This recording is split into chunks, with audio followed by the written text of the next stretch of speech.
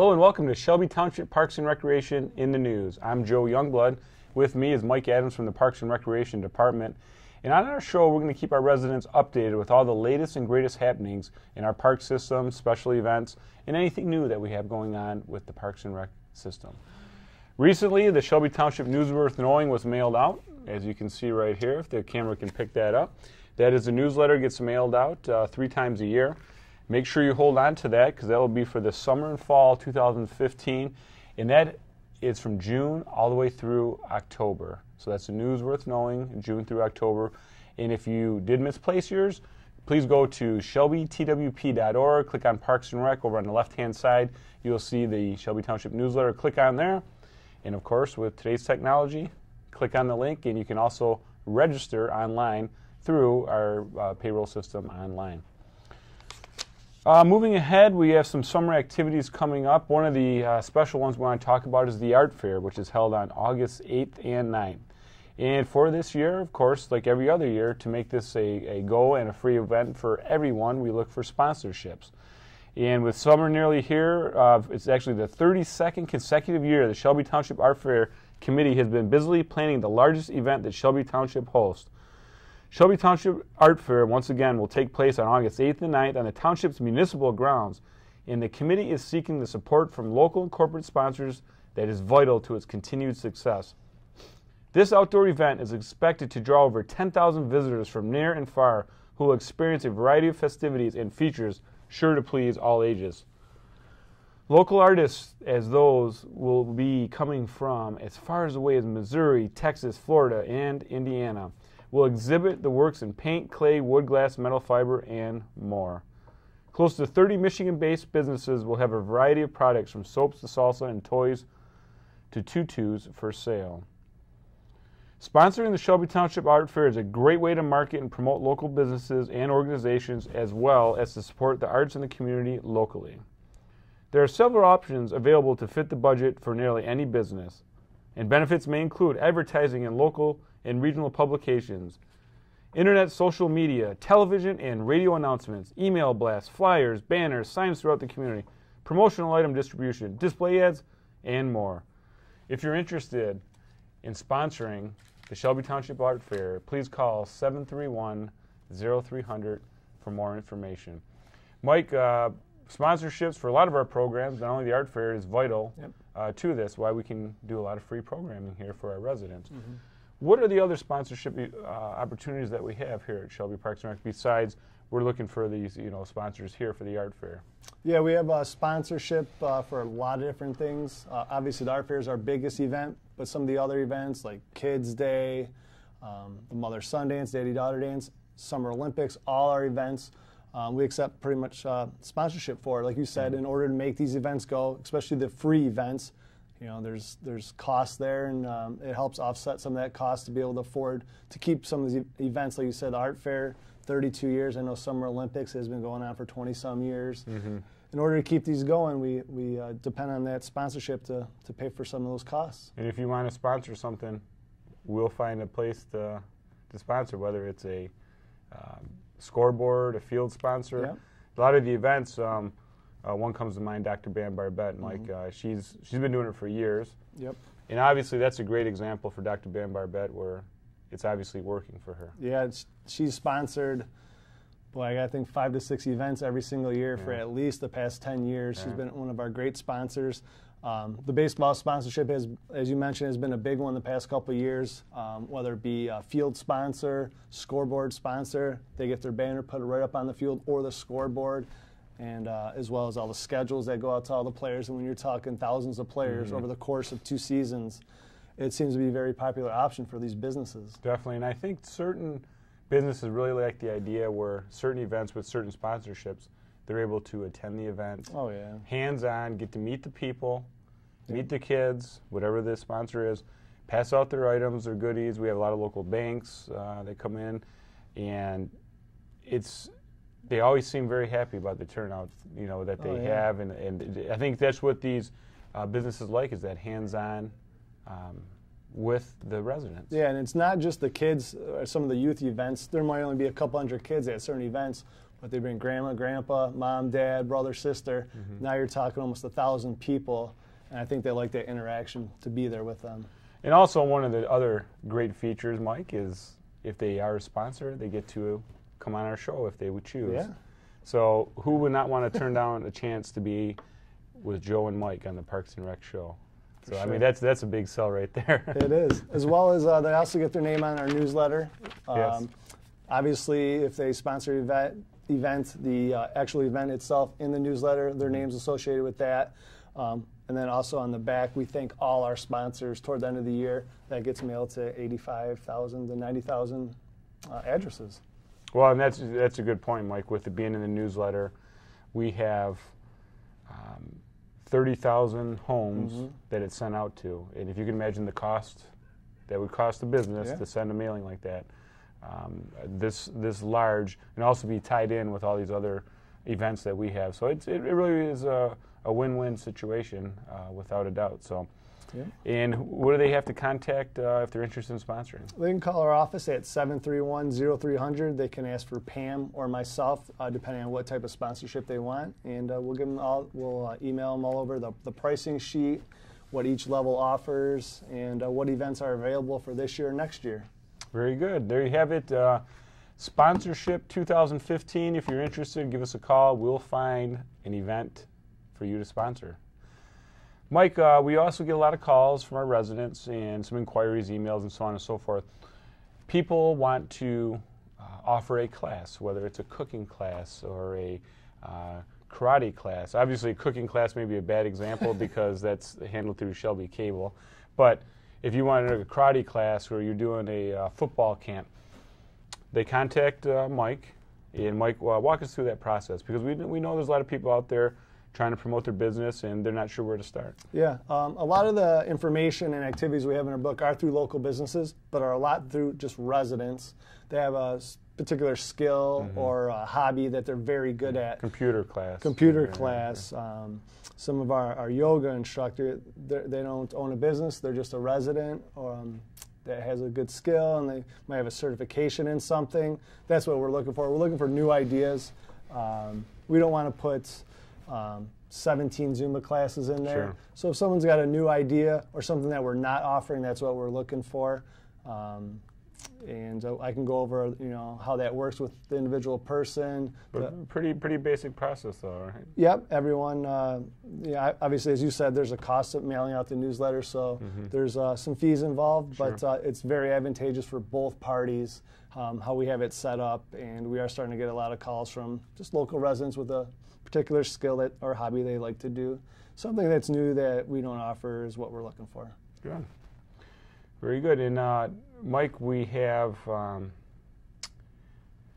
lot of different activities coming up this time of year. Summer's kicking off, very busy. Weather is beautiful.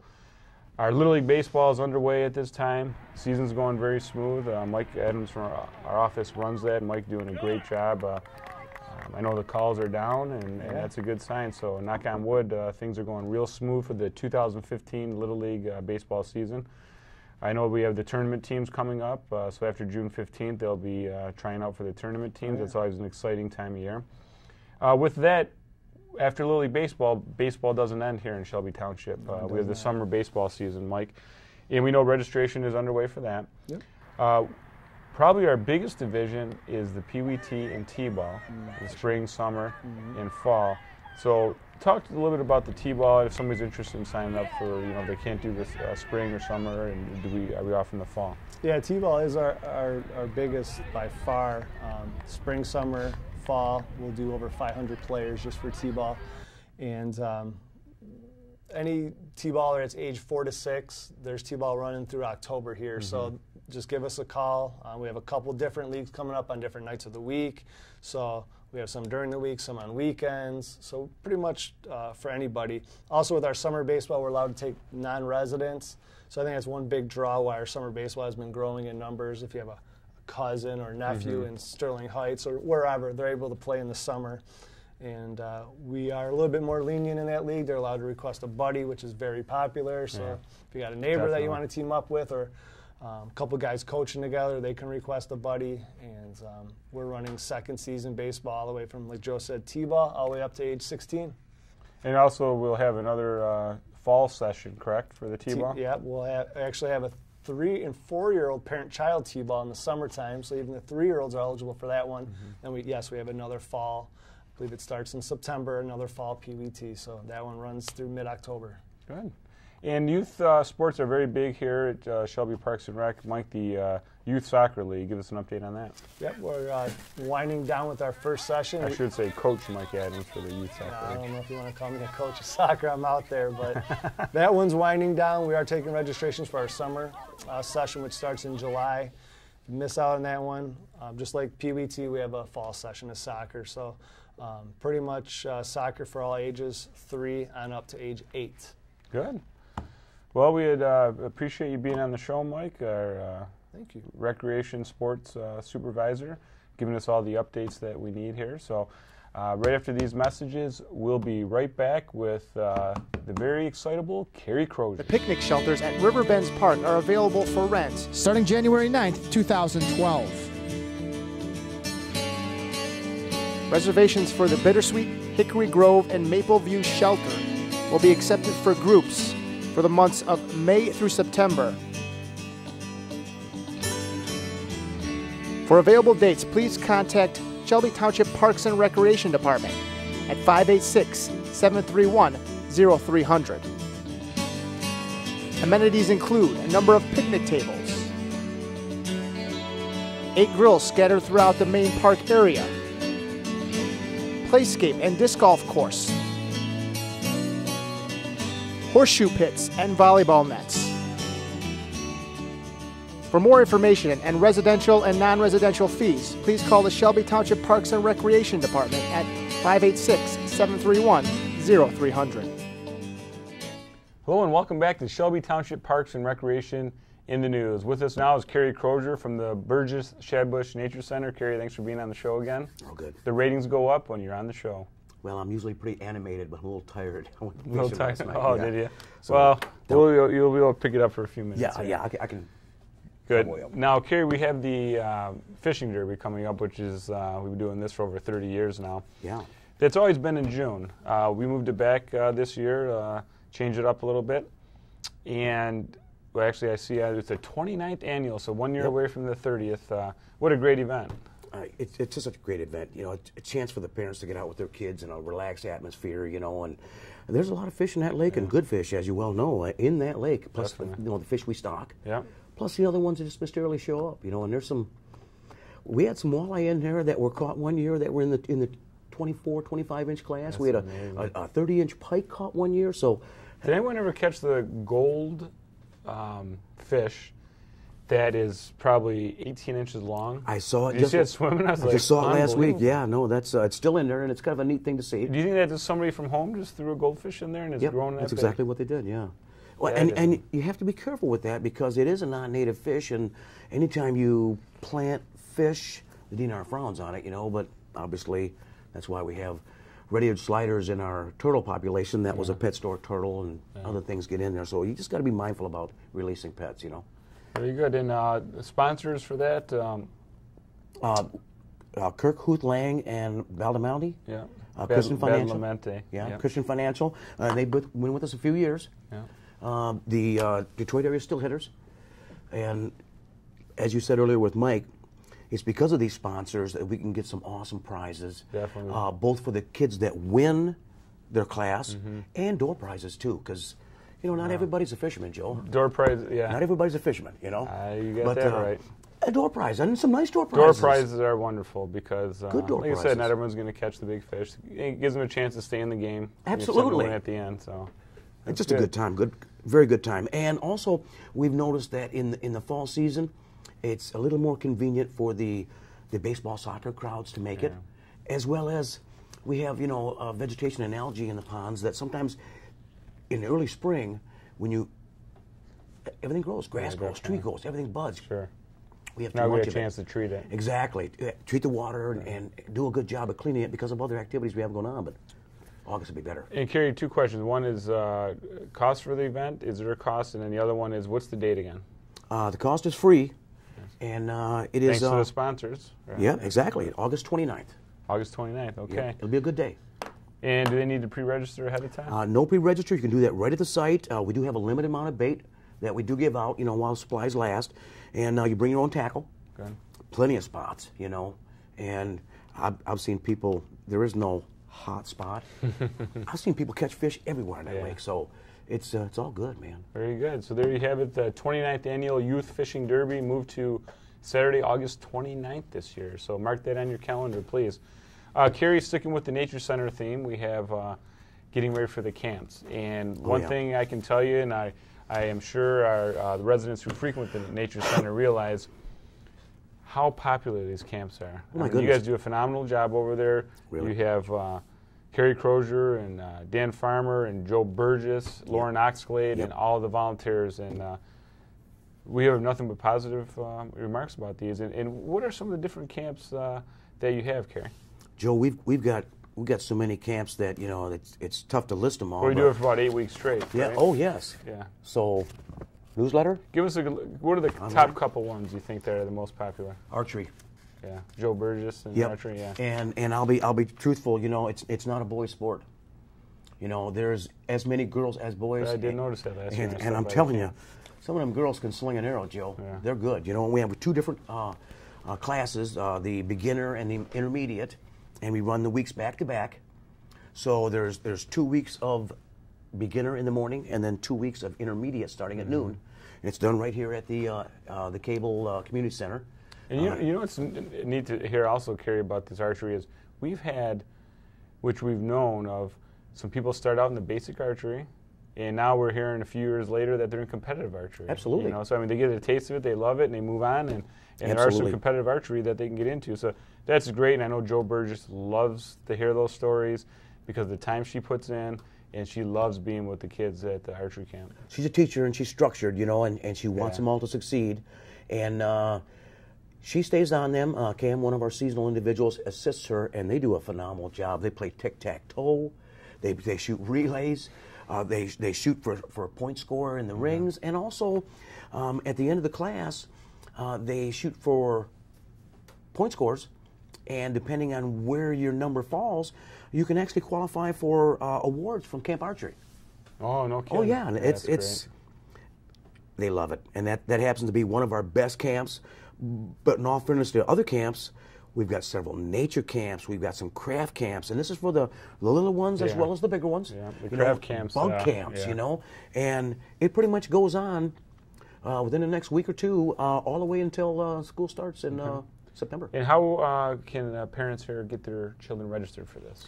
They can actually call Parks and Recreation, Okay. and they can answer the questions and register them there. They can register online, obviously, or they can call the Nature Center for more in-depth information on the camp and register there also. That's what I was going to ask. If you have some real in-depth questions, yes, because since you guys are running it, give them a call at the Nature Center. Yeah. Sometimes you guys go to the next level with the questioning.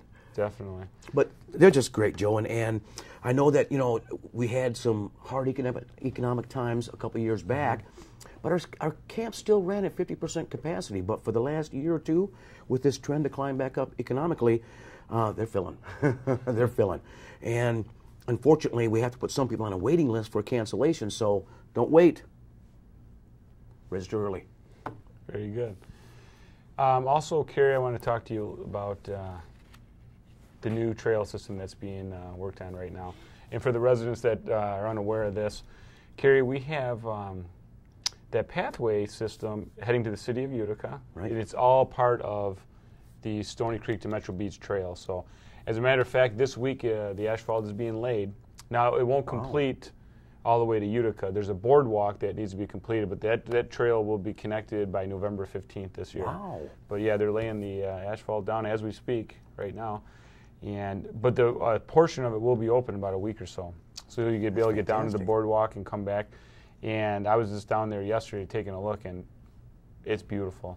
I mean, the way that they've cut this trail out, and the way they've used the terrain and the rolling hills, I think we're going to have a lot of users there. So at this time, when that is complete by this November, you'll be able to take your car and your bike, park at 22 Mile parking lot, Take it from there, go through the city of Utica, down through Sterling Heights, down to 16 Mile, all the way to Metro Beach, for the serious bike riders, of course. Or you could have people that just drive down to the city of Utica, have lunch, turn around, and come back. Exactly, in our downtown district. There's some great restaurants down there. It's just amazing that, we're able to get this thing completed because it's right in their backyard. As we talked before, everybody with their work pace and schedules and stuff don't have the opportunity to go up north and hit some of these northern reaches and stuff, and they've got up north, right in their backyard, with a safe, paved pathway, local communities right there that they can hit some of the local establishments, and enjoy themselves without taking that 2-3 days to go to Traverse City or to go up to Alpine or Tawas. It's right here, and it's like you said, it goes through some pretty interesting areas. Definitely. And now, Kerry, you talked about the special features and being up north. We have the Clinton River that comes through Riverbends Park, and as you know, Clinton River can be very dangerous. And the reason I bring this up, we had this high rains recently. The fire department just the other day was doing some training down there. Give us a little bit about, because you're a very experienced kayaker on the river, and what's your feeling, just so that people are aware that, I think a lot of people think the Clinton River is this easy river to go on, but that's not the case. Many times people have said they want to come and do the Clinton prior to going up to either the Pierre Marquette or the Manistee or the Ossawa or something like that. And as I've said before, it's actually opposite, because those rivers up north are a little bit on the wider side. They're a little more constant flow. They're not as regulated, dictated by high winds and water and rain and all that. And you really want to take and get some experience before you go on that river. People think, oh, we're going to go canoeing. Well, and actually a canoe is a little higher sense of gravity with your skill level, with a narrow river, with the obstacles and all the turns.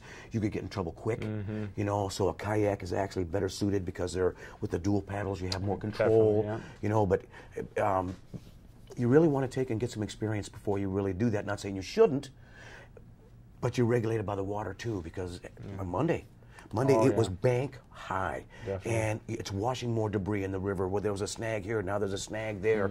And the energy that Clinton River pushes down because of its narrowness, by myself, you can get in trouble like that real quick. And I'm a good kayaker, So it's a river you don't want to do right after the high rains because of the turbulence that goes down there. But by all means, do it.